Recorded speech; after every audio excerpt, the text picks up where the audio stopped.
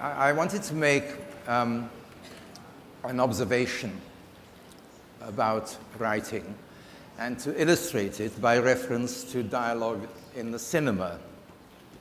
As a matter of fact, I'm getting around to confiding in you a line of a cinema dialogue which I would absolutely love to have written. When we say that something is well written, when we talk about something as being good writing, we actually are capable of meaning two quite distinct things by that.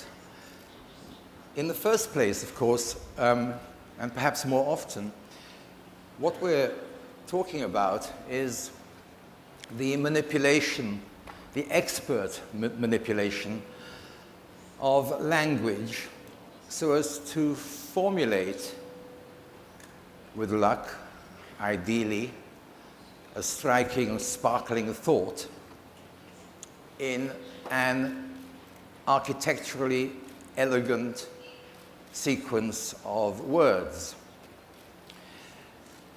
That is pretty standard stuff, but I think it's probably worth reminding ourselves that there's also a kind of good writing which consists in the perfect placing of, if you like, the most commonplace words in the most hackneyed kind of phrase. Where have you come from? I don't know, I don't care. Any kind of off-the-shelf phrase, commonplace words, which by their function in a particular moment, in a particular context, have the most extraordinary, potent effect on everything which surrounds them.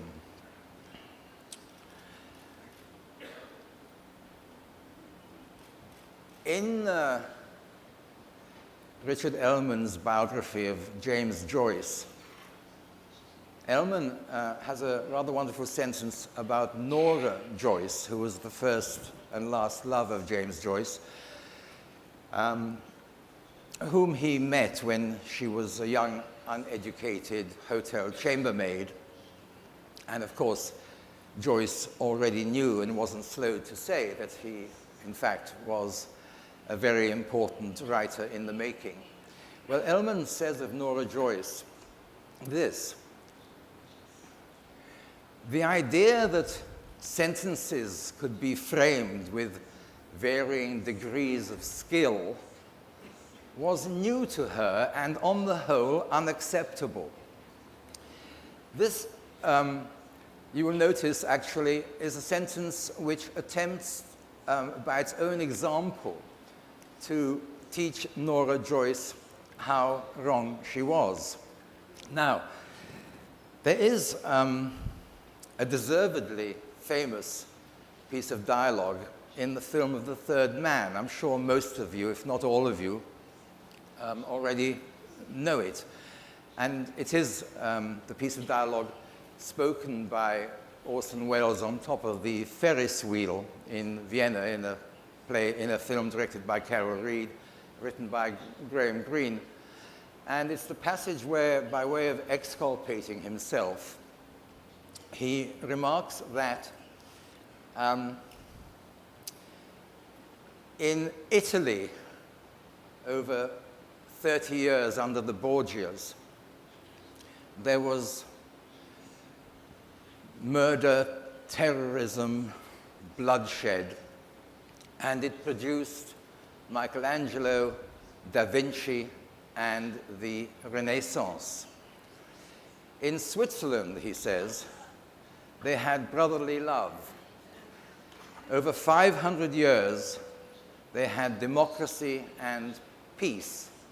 And what did that produce? The cuckoo clock.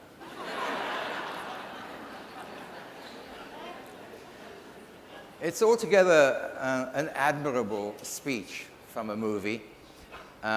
It's actually rather wonderful, even down to the last 3 syllables. I don't know how it works in Portuguese, but the 4 hard K sounds encompassing that last bathetic, concrete object of the cuckoo clock. There's something perfect about it. However,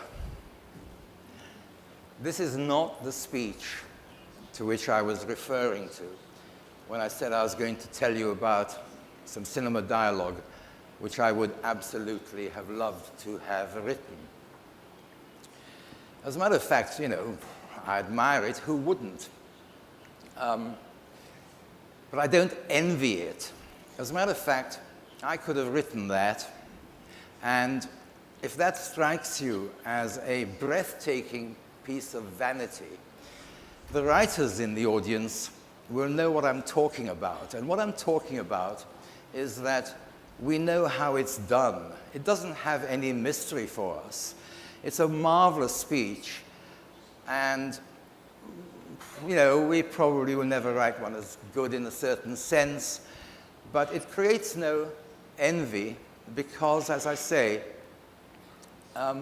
it comes from application, from literary and literate industry. As a matter of fact, if I may add apparent vanity to out-and-out impertinence, I don't think it's necessarily a good cinema speech anyway, because it doesn't actually drive the movie forward. The movie has to pause to accommodate it. And maybe the structure of the movie is such that Carol Reed and his author, who, by the way, could have been Orson Welles. I was told by somebody once that actually Orson Welles contributed those lines. I have no idea whether it's true. But, possibly, if one analyzed the whole thing, one would say, well, actually, that was a good moment for the movie to pause. Nevertheless, it is a kind of good writing which I was referring to. In a later film, possibly less distinguished, called The Fugitive, starring Harrison Ford and Tommy Lee Jones, you will remember that Harrison Ford is playing a man who is an innocent man unjustly convicted of murdering his wife, and circumstances enable him to escape captivity.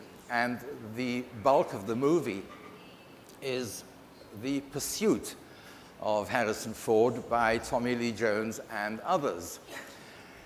And of course, Harrison Ford's problem is very simple. If only he could persuade his pursuers that he didn't kill his wife, his problem, all his problems, he believes, would be over. And there comes the moment where he runs out of road. His back is to a precipice.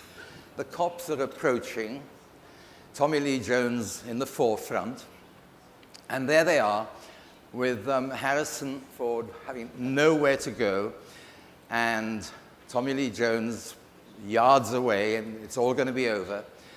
And the character played by Harrison Ford says the only thing that he can say. He says, "I didn't kill my wife."